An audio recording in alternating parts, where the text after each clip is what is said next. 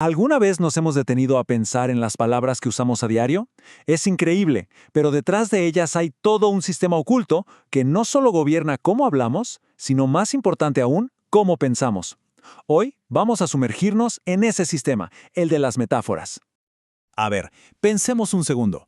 Todos los días usamos frases como estas, ¿no? Y ni nos damos cuenta. Decimos que perdemos el tiempo como si fuera, no sé, las llaves, o que un argumento es indefendible, como si fuera un castillo que hay que proteger. ¿Pero por qué? ¿De dónde sale todo esto?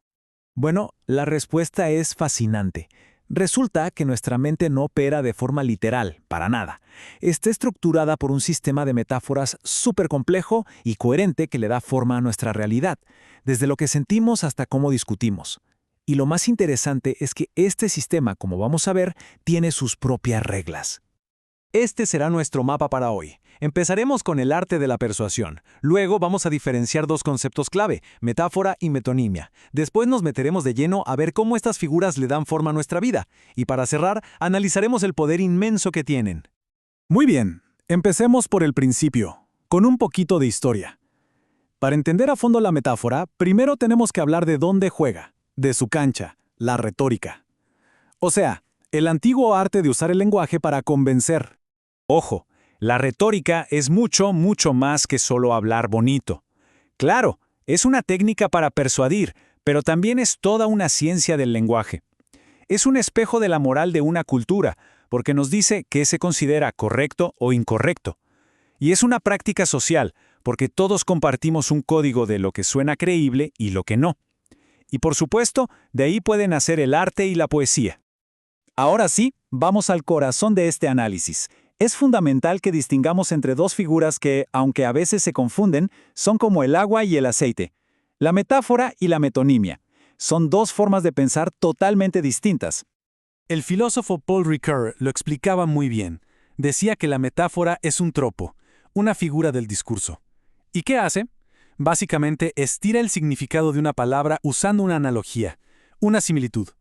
Es una manera creativa de decir algo, basándose en características que dos cosas tienen en común. Ok, entonces aquí está la clave para no confundirnos.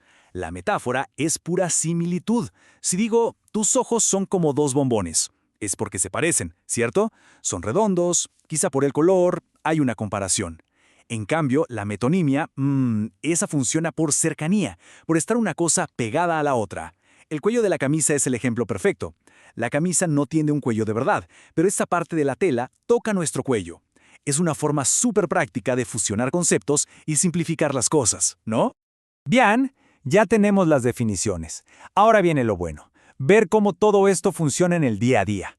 Porque las metáforas no son solo cosa de poetas, para nada. Están metidas hasta el fondo en cómo pensamos, cómo actuamos y cómo vemos el mundo. Pensemos en esta frase. Podríamos llamarla una metáfora madre. Es como el molde conceptual que usamos para entender qué es una discusión. Y lo más loco es que no lo pensamos de forma consciente, simplemente lo vivimos así. Y claro, de esta metáfora madre nacen un montón de metáforas hijas que usamos sin parar. Hablamos de afirmaciones indefendibles, de argumentos débiles o de que destruimos el argumento de la otra persona.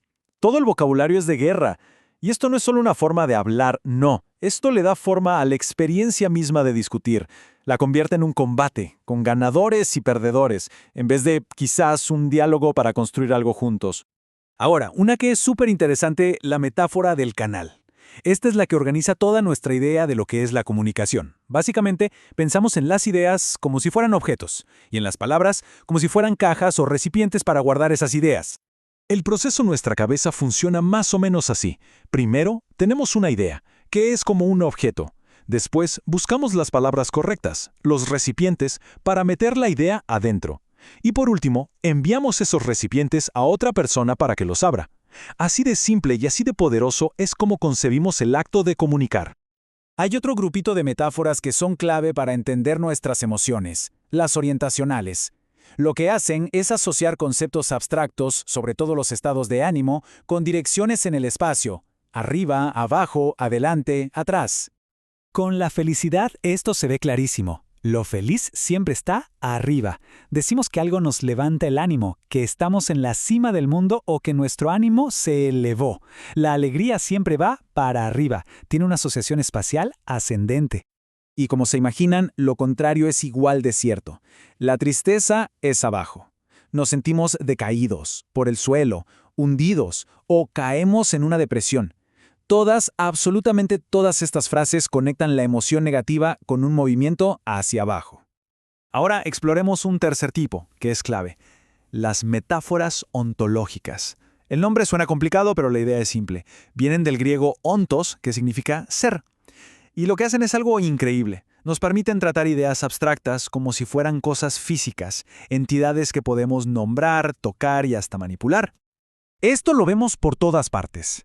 Tratamos a la inflación como un monstruo, un enemigo al que hay que combatir. Hablamos de la mente como una máquina que no funciona bien o como un objeto delicado que se puede romper o quebrar. Es nuestra manera de hacer concreto lo abstracto para poder entenderlo y actuar. Y con todo esto sobre la mesa, llegamos al punto final, y quizás el más importante de todos. Ya vimos qué son las metáforas y cómo operan, pero ¿de dónde viene su tremendo poder para moldear nuestra realidad? Su poder viene de varias fuentes a la vez. Primero, estructuran conceptos abstractos. Segundo, nos dan un abanico de opciones creativas casi infinitas. Tercero, nos ayudan a razonar y a poner en palabras sentimientos complicadísimos. El clásico "estoy en un callejón sin salida" lo dice todo, ¿no? También tienen un poder de evaluación brutal, porque vamos, no es lo mismo ojos como bombones que ojos como huevos fritos. Y por último, su mayor poder es que siempre están ahí, a la mano, en nuestro lenguaje de todos los días. Un ejemplo perfecto lo vemos en el discurso político o incluso médico. Se habla de la corrupción como un cáncer, de la economía necesitando cirugía o de los mercados deprimidos. Lo más importante aquí es que estas metáforas no solo describen un problema, sino que ya nos están sugiriendo la solución. Si es un cáncer, ¿qué hay que hacer? Extirparlo. La metáfora define todo el debate antes de que empiece. Y todo esto nos deja con una pregunta final para reflexionar. Si todo nuestro sistema de pensamiento se basa en metáforas, y si la manera en que hablamos de una discusión la convierte en la práctica en una guerra, ¿qué pasaría? ¿Qué nuevas realidades podríamos crear si tan solo empezáramos a cambiar las metáforas que usamos todos los días?